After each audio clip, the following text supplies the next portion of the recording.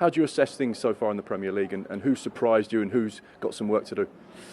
I've loved it. I think it's been a brilliant start to the season. We had a couple of games, I think, last weekend, certainly the ones I commentated on, that weren't great, but it was a little bit stop-start. Obviously, we know why. Maybe that had something to do with it. Maybe a different type of atmosphere and how people felt at the time, obviously on the passing of the Queen. So, but in the main, I think it's been fantastic. Some great games. I've really enjoyed it. I mean, who surprised me? Who's got a bit of work to do? I think Liverpool need to get up to speed in terms of being the title challengers to Man City. They're just a little bit off where I think they'd want to be. I think the biggest surprise, but I do think he's a really good manager, is Marco Silva of Fulham.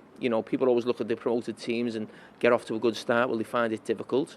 And Bournemouth as well. Obviously they've lost the manager, new manager coming, but they've done really well as well. But I think the impact Fulham have had on the Premier League's really been refreshing. We don't want to see the same teams come up and the same teams go down. So it's always nice when the promoted side start well. How much of a transition are Liverpool going through at the moment? We know they haven't started the campaign in the way in which they would have liked. Do you feel that Jurgen Klopp can use all that experience he's got to get Liverpool where they should be or want to be?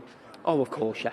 It's only 6 weeks ago since the season started, and last season Liverpool were 2 games away from doing something that's never been done in the history of the game in our country, so close to winning 4 trophies. So no, there's been a slight change in terms of new players coming in, a few players moving on, but that's natural of a club of the size of Liverpool, and certainly when they've had so much success for the last 5 or 6 years. So yeah, there's a little bit of a gap between themselves and Manchester City, but they bridged that gap last season, and certainly from my point of view, I hope they can do it again. And just a quick word on the international break as well. Obviously England with crucial games now in the lead up to the World Cup. It's not far away now before everyone will be in Qatar. How important are these final fixtures for Gareth Southgate to really understand the players he's got at his disposal?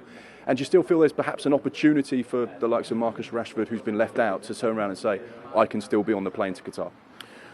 Well, the last question first. I think in terms of someone like Marcus Rashford, they've always got a chance because they've been in the international fold before, so the manager knows what they're about. I think it'd be very difficult for anyone not in this squad who's never really been around the national team to make a late run in the next month or so in the Premier League and then find themselves in the squad. But I think players who've been in the squad before, like we see Eric Dyer back in the squad now.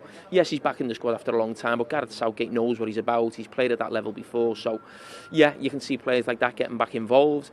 They're vitally important for 2 reasons, and mainly because of it's the final 2 games before the World Cup, which is the most important, but also the Nations League. At times people can be critical of it, but it's important in terms of your qualifying status, and I think England need to do well in this so they don't actually drop down a group or a level, and as I said, that can affect the qualifying status for future tournaments.